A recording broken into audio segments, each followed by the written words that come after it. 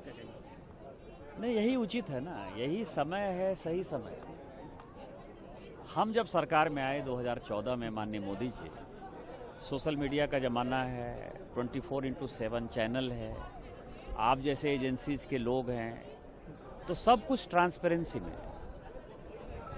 लेकिन देश के बच्चों को ये नहीं पता है कि इस देश की जितनी समस्याएं हैं, और मैंने प्रियंका गांधी जी से प्रेरणा ली। प्रियंका गांधी जी ने कहा कि एक बार नेहरू पर चर्चा हो जाए, तो मुझे लगा कि वो क्यों कह रही हैं इस बातों को, तो अच्छी पार्लियामेंटेरियन है। तो मैंने देखा कि देश में आज जितनी समस्याएं हैं, वो सारी समस्याएं नेहरू गांधी परिवार की देन है, उनके भूख की देन है, उनकी अय्यारी की देन है, मक्कारी की देन है, गद्दारी की देन है, भ्रष्टाचार की देन है। और क्या देन है? पाकिस्तान यदि बना, उसमें एडवीना का क्या रोल है, इनकी सत्ता क्या क्या रोल है। यदि कश्मीर का कुछ हिस्सा हमारा पाकिस्तान ने ले लिया और आज भी उसकी लड़ाई चल रही है, तो ये किसकी देन है? यदि तिब्बत, जो बफर स्टेट अंग्रेज छोड़कर गए, कि नेपाल, भूटान और तिब्बत, ये 3 बफर देश थे। हमारा कोई बॉर्डर चाइना के साथ नहीं मिलता था।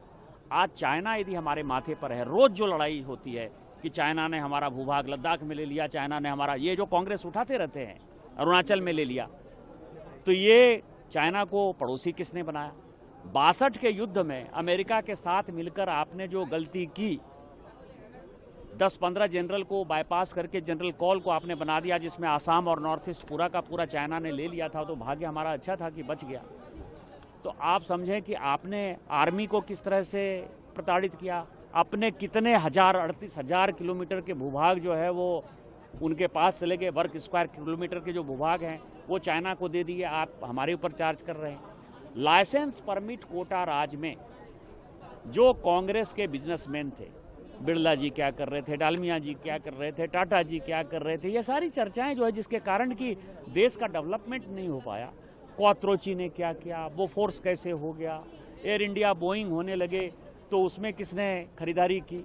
आप ये समझिए कि तेजा जो है, तेजा शिपिंग जो है डूब गया 62-63 में, पियरलेस डूब गया। इन सारे लोगों ने कैसे गांधी परिवार के बच्चों के लिए मकान खरीदा, उनकी कैसे पढ़ाई हुई, उनको कैसे स्कॉलरशिप दी गई। इसके बाद जो 2008 में आपने कम्युनिस्ट पार्टी के साथ समझौता कर लिया, 2G का स्कैम हो गया, कोयला का स्कैम हो गया, ये सारी चीज़ें जो नुकसान हुआ स्पेक्ट्रम का, और उसमें एडवीना का क्या रोल था, उसमें धीरेन्द्र ब्रह्मचारी का क्या रोल था, उसमें दिनेश सिंह जी का क्या रोल था, उसमें मथाई साहब की किताब का क्या रोल है, ये सब कौन बताएगा?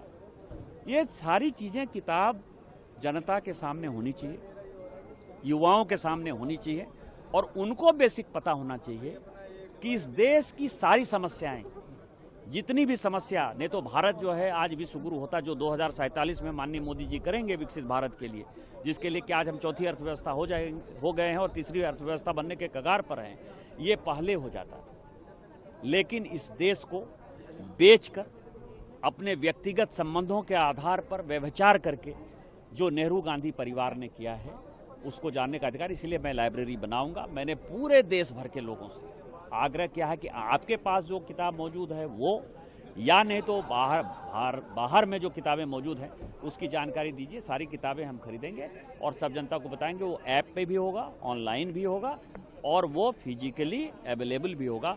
वो वन रिसर्च सेंटर होगा। सर, कांग्रेस